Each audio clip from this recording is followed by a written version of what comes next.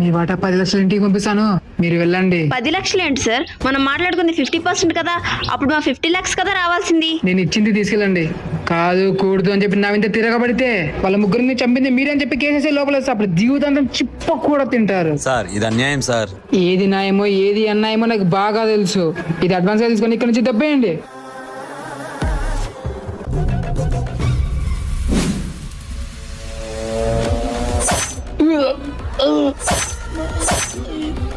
ఎరా నీతి లేని కుక్క, కష్టం మాది ఫలితం నీదా.